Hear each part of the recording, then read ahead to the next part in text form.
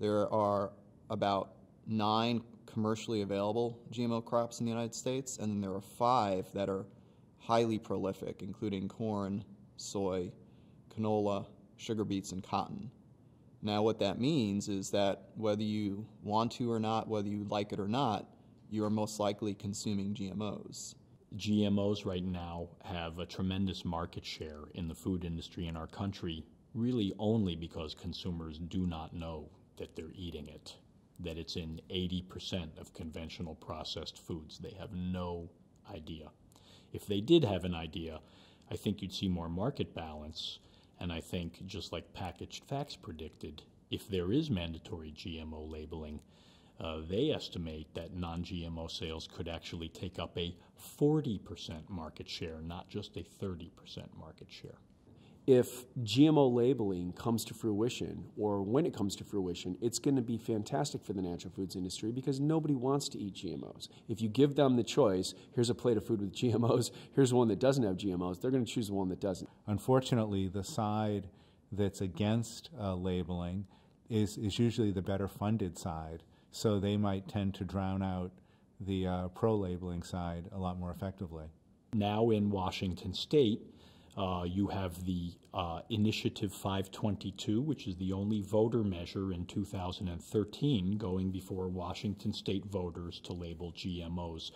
That bill is standing on the shoulders of the lessons learned from Prop 37. So many people sat on the sidelines for Prop 37, and we lost by only 2.5%. If we'd have raised a little more money, had a little more activism from everyone in our industry who benefits from non-GMO marketing, to have supported that campaign, we might have won. I think the GMO fight really shows who's legit and who's not. You can see the companies that are like stepping up and throwing down. This is like a real litmus test of our industry. We have all become very successful in this industry, and I want to see people give back. I see too many people on the sidelines right now. I mean, if people stepped up like Dr. Bronner's and like Presence Marketing, I mean, if just the average company stepped up proportionately like our 2 companies, we would be absolutely crushing these state ballot initiatives. We'd be winning in a landslide.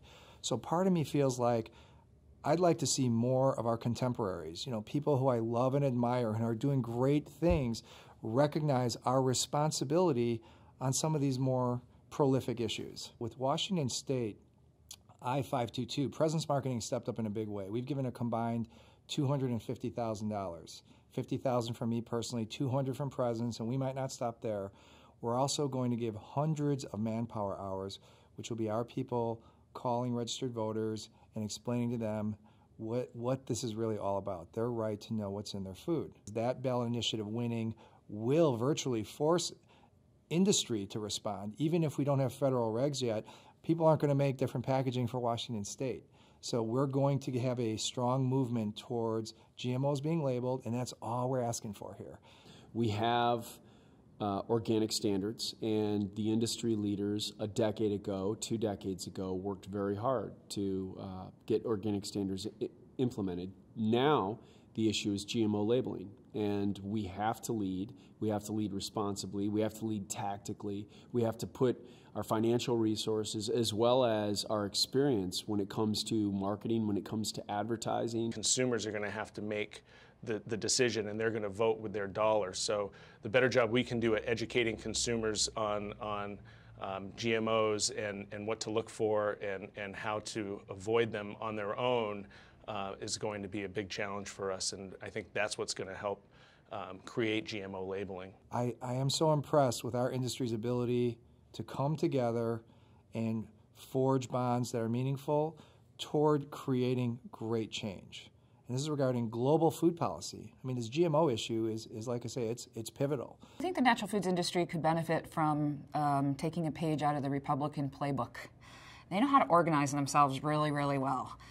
They know how to get on an issue and they won't let it die for anything. So we all kind of just believe in it, but we don't necessarily organize really well around the things that we believe in. What I would say to people that are a little bit discouraged is there's absolutely a core of people and brands who are fully committed, and that's what you want to hitch your wagon to and be a part of the movement. It really is a movement. You could call it a political movement. I sometimes choose to call it a lifestyle movement, but it's a commitment one must make, and it's very rewarding. But it does call for us to dig our heels in and keep fighting the battles. Eventually we'll win the war.